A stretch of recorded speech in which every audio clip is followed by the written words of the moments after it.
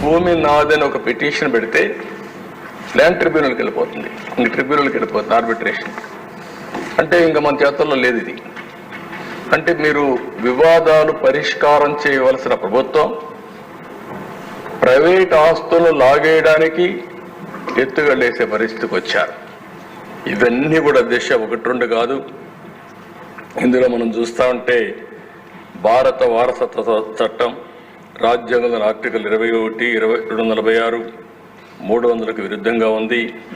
ఇంకో పక్క ఈ సెక్షన్లో ఉండేటువంటి ఈ చట్టంలో ఉండే సెక్షన్లు 10, 13, 14, 15, 25, 34, 36, 46 రాజ్యాంగ విరుద్ధంగా ఉన్నాయి.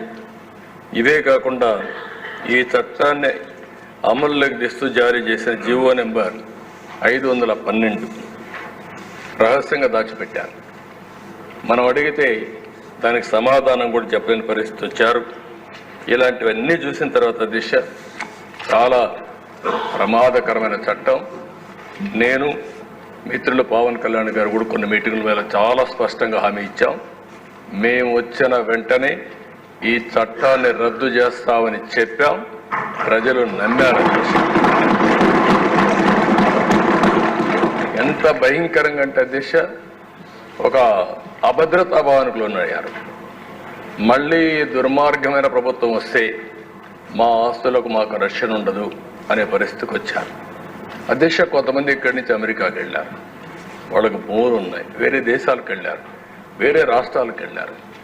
వాళ్ళు కానీ ఒక్కొక్కసారి రికార్డులు చెక్ చేసుకోకపోతే రికార్డులు మారిస్తే తర్వాత ఆ భూమి ఆటోమేటిక్గా డీమ్డ్ క్లాసిఫైడ్ చేసేసారు. నోటీసులు కూడా మనం ఇలాంటి చాలా ఉన్నాయి దేశ. ఏది ఏమైనా మేము చెప్పాం. చెప్పిన తర్వాత చాలా స్పష్టంగా హామీ ఇచ్చాం. హామీ ప్రకారం మొదటి సంతకం ఏదైతే నేను చెప్పానో డిఎస్సి అని మొదటి 5 సంతకాల్లో ఈ ల్యాండ్ టైటిలింగ్ యాక్ట్ కూడా పెట్టి రద్దుకు ప్రతిపాదన పెట్టాం. మొదటి క్యాబినెట్లో దీన్ని ఆమోదించాం.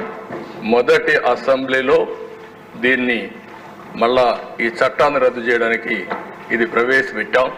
ఇది మా చిత్తశుద్ధిని మరొక్కసారి తెలియజేసుకుంటూ సభ్యులందరూ కూడా దీన్ని ఏకగ్రీవంగా బలపరిచి ఈ నల్ల చట్టానికి మంగళం పాడాల్సిందిగా మరొక్కసారి ప్రార్థిస్తూ ఈ ప్రభుత్వం ఏ మాత్రం కూడా అజాగ్రత్తగా ఉండం. ప్రజల ఆస్తులు కాపాడుతాం, ప్రాణాలకు రక్షణగా ఉంటాం. ఇలాంటి చట్టాలను ఎట్టి పరిస్థితుల్లో ఆమోదించమని మరొకసారి తెలియజేసుకుంటూ మీ దగ్గర సెలవు తీసుకుంటాం.